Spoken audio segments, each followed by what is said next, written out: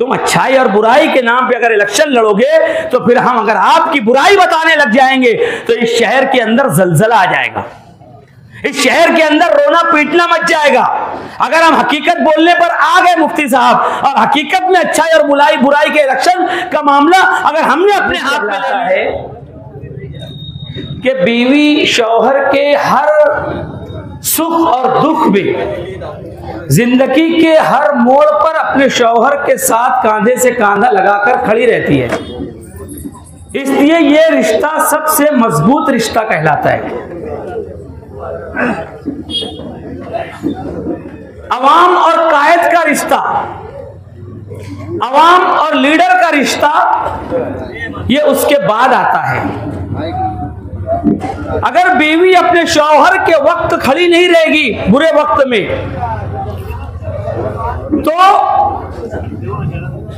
अल्लाह के नबी सल्लल्लाहु ताला अलैहि वसल्लम ने उसके लिए बहुत सारे फरमान जारी किए हैं कि किस तरीके से उसे अपने शौहर का वफादार रहना है। कायद का रिश्ता जो होता है दुनिया के अंदर, लीडर का जो रिश्ता होता है, उस रिश्ते को खुद हुजूर नबी करीम सल्लल्लाहु ताला अलैहि वसल्लम निभा के बता के गए हैं कि कैसे इस रिश्ते को निभाया जाता है, यह रिश्ता कैसा होता है।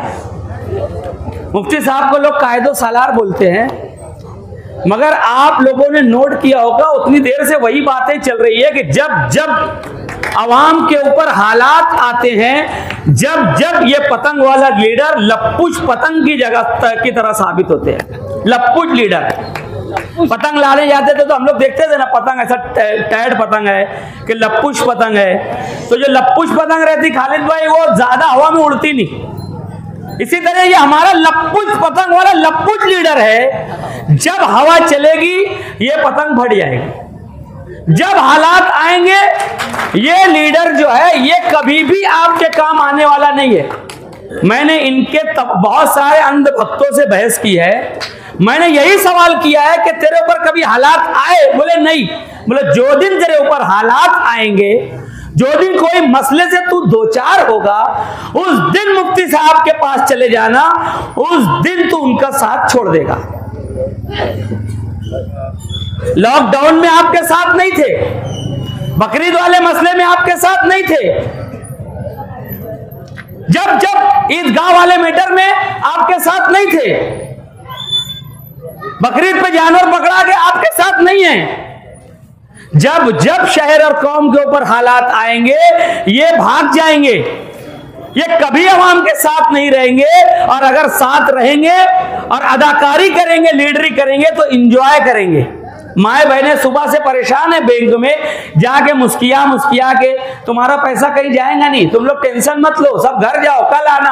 अबे बैंक वाले को बोल कि 4 टेबल ज्यादा लगा, तो मैं यहाँ जमीन पे बैठ रहा, ये मेरे माए और बहनें हाँ कई दिन से परेशान है, वहां जमीन पे बैठ, लीडर है ना वहां इंजॉय करने गए। जब मसला आएगा ना, ये आदमी अगर कुछ करने जाएगा तो इंजॉय करेगा वहां जाके। सुलेमानी मस्जिद गिर गई, पूरे गांव में रोना पीटना मचा है, ये वहां रात में 2 बजे टेरिस पे अपने हवारी मोहरी को लेके बैठ गए, काजू कतली खा रहे वहां पिछले आमदारगी में, वहां बैठे काजू कतली खा रहे, वहां बादाम सेक आ रहा, मैं अपनी आंखी से देखा हूं, मैं वहीं खड़ा था। बोले हाफिज साहब आप भी लो, अरे मैं बोला बड़ी सफाई से आ रही। तो हर जगह ये एंजॉय करेगा ये आदमी, इसकी फितरत है। रमजान आएगी ना उम्रा करने, बोले अभी कोई ना कोई मांगने ना आ जाए कुछ। 5 साल इसी तरीके से निकालना है, आइडिया से कभी बंबई चले जाना है, कभी दिल्ली चले जाना है, और उसके बाद बोल देना है सूरा की मीटिंग फलाना धमाका ईदगाह पर, इनकी ईदगाह पर जहां पे ये नमाज पढ़ाते हैं। दादा भुसे ने घुस के जॉगिंग ट्रैक बना दिया, दादा भुसे के नाम का बोर्ड लग गया, और पूरे माले इनकी लाई गई है, इनको कोई टेंशन नहीं है। ये क्या बोले वक्त आ रहा है, इधर से वक्त आ रहा है 10 लोगों का, इधर से 15 लोगों का, मुफ्ती साहब कुछ करो। ये बैठ के ना जैसे जिसके मैयत हो जाती तो कैसे बैठ के बात करता, तो आइडिया से दिल में हंस रहे, ऊपर से मुंह उतार लिए, चाय पानी आ रहा, इंजॉय कर रहे, कोई गांव में पूछ नहीं रहा था। अब वक्त पे वक्त आ रहा, उनका जॉगिंग ट्रैक बन गया, वो ठेकेदार से पैसा वैसा भी दिला दिया दादा भूसे ने, जो इनका हिस्सा था, और जॉगिंग ट्रैक बन गया। गांव वाले चिल्लाते रह गए। जब जब मसला आएगा, ये लीडर इंतहाई लपुट लीडर है, कभी आवाम के साथ खड़ा नहीं रहेगा। ये मैं इन लोगों को तो बहुत अच्छा समझता है जो मेरे सामने खड़े हैं, मैं उनसे कह रहा हूं जो उनके अंधभक्त हैं। ये मैं उनके जानने मानने वालों को बोल रहा हूं कि जिस दिन आपके ऊपर हालात आएंगे, जिस दिन देखो वो नईम उनके साथ गया सिविल हॉस्पिटल में, दरवाजे में लात मार दिया, केस बन गया, नासिक में जाके बंद हो गया। उसको अपने खुद के साथी को छुड़ाने नहीं गए, अपने खुद के साथी के ऊपर केस बनने से नहीं रोका पाए। इनके साथ जाने वाले लोग अगर कोई जाके वहां पे कुछ दादागिरी गुंडागर्दी गलती हो गई, उसके साथ नहीं खड़े रहते। आम आवाम की बात बहुत दूर है, आम आवाम की बात बहुत दूर है। तो ये जो रिश्ता है कायद का, ये जो रिश्ता है अवाम का, ये कभी भी ये निभाने वाले नहीं हैं। ये आज बोल रहे तेरा मेरा रिश्ता क्या, ला इलाहा इल्लल्लाह। 12 नवंबर को कहां गए थे? 12 नवंबर को कहां थे आप? आपने मैनिफेस्टो में 84 पॉइंट दिया, उसके अंदर एक पॉइंट पता है आज हम लोगों को मालूम हुआ, जब उनका मैनिफेस्टो हमने खंगाला ना, उन्होंने सोलार ऑफिसों में लगाने का वादा किया था। उनको तो सोलार ऑफिसों में लगाने का उनके मैनिफेस्टो में करके किसने दिया? ऑफिसें तो छोड़ो, मस्जिदों में लगा के हमारे लीडर आसिफ शेख रशीद साहब ने दिया।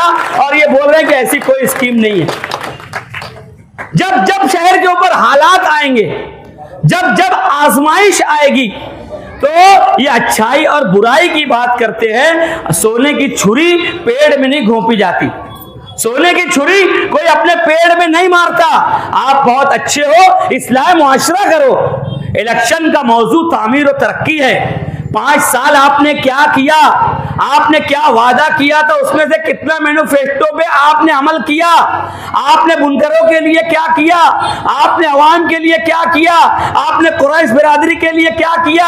आपने दीगर तमाम तबकात के लिए क्या किया? तलबा के लिए क्या किया? माँ बहनों के लिए क्या किया? ये बताओ ना। अच्छाई और बुराई लेके अब कहां बैठे हो?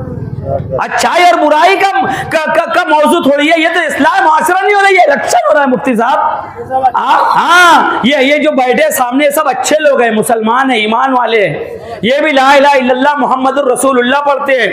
हम लोग भी अच्छे हैं, मैं भी हाफिज हूँ, मैं भी तरावी पढ़ाता हूँ। आसिफ भाई भी सुबह फजर की नमाज से उठ जाते हैं। ये जितने लोग सब हाजी नमाजी लोग यहाँ बैठे हुए हैं, हम लोग कोई बुरे लोग नहीं हैं। ऐसा स्टाइल में बात करते हैं जैसे हम लोग किसी और मजहब से ताल्लुक रखते हैं, नौजुबिल्लाह। ऐसे मजाक उड़ाते हैं, ऐसे ढंग से बात करते हैं। अभी इस्लाम पार्टी वाला जो मैटर आया और जो बात हुई, उसके ऊपर उनका टिप्पणी सुन लेना। जो मुफ्तियों ने जो अंदेशा जाहिर किया था कि शहर के जाहिल कुछ लोग इस तरीके की बात कर सकते हैं, ऐसे तो किसी शख्स ने बात नहीं किया। शहर के मुफ्ती ने वही बात कही थी। देखो कितनी अफसोस की बात है।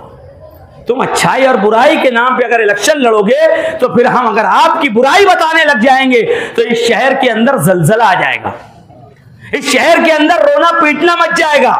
अगर हम हकीकत बोलने पर आ गए मुफ्ती साहब, और हकीकत में अच्छाई और बुराई के इलेक्शन का मामला अगर हमने अपने हाथ में ले लिया, तो आपके हाथ से इलेक्शन निकल जाएगा।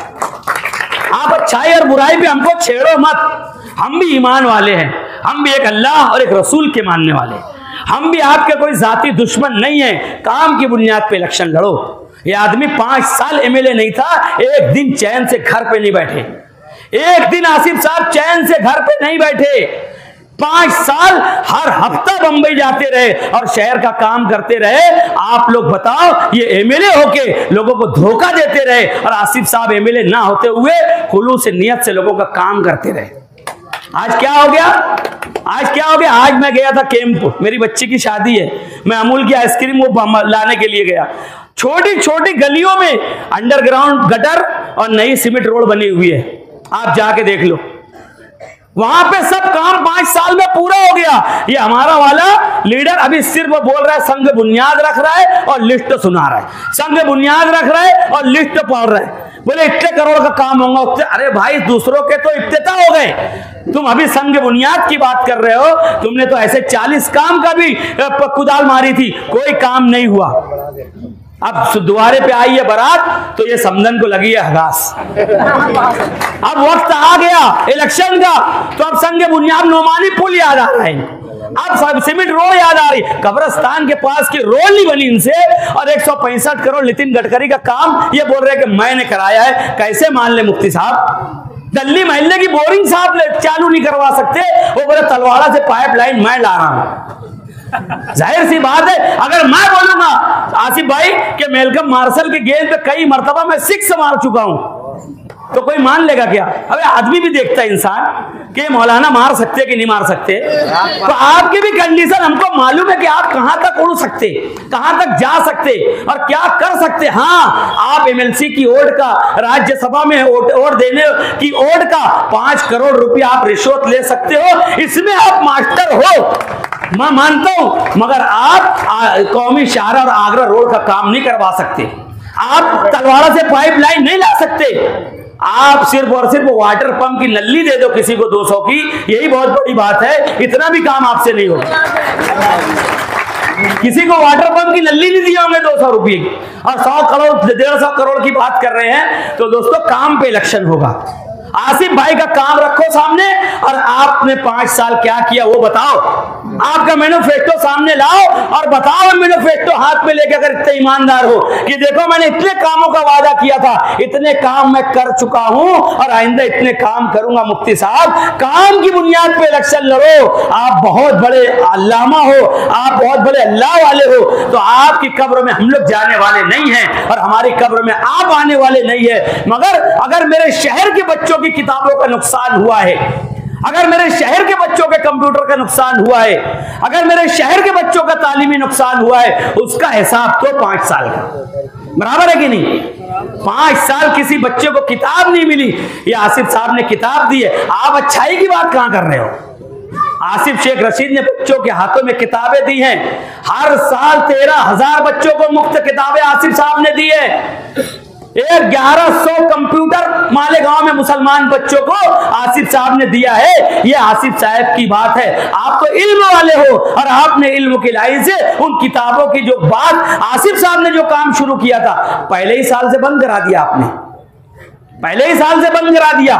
कंप्यूटर की बात तो बहुत दूर है, इनसे कोई काम दोस्तों होने वाला नहीं है। ये सिर्फ एमएलए बनने के बाद अपना घर भरेंगे, ये सिर्फ अपनी रिश्वतखोरी के जरिए अपना दाल अब्दुल्ला गुड़ थैले में, जो मेरे भाई ने कहा ना अभी भी चालू है भैया, थैला और बड़ा हो गया।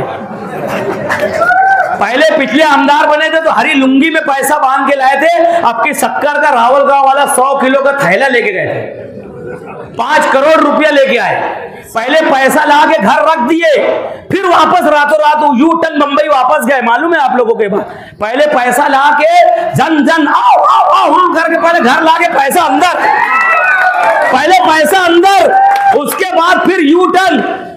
बीवी बोली होंगी मेरे हिसाब से कि पन्निया तो पी रहे, बोले मैं रास्ते में पी लेंगे। यू टर्न वापस फिर और देने के लिए, कोई छीन न लेवे।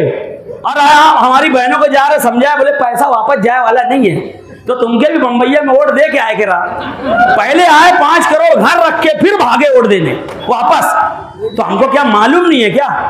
हमको क्या खबर नहीं है क्या? कि आपके पड़ोसी कुछ देखते नहीं है क्या? क्या हमारे पास कोई बात नहीं आती है क्या? अरे भाई, आप कहां से उड़े हो और किस डाल पे जाकर बैठोगे, हम तो पहले से अल्हम्दुलिल्लाह जानते हैं, क्योंकि आपकी पूरी फितरत, आपकी नफ्सियात, आपकी साइकोलॉजी के बारे में हम पीएचडी हैं। और आप क्या कर सकते हो? अवाम के लिए कुछ नहीं कर सकते, अवाम के लिए कुछ नहीं कर सकते दोस्तों।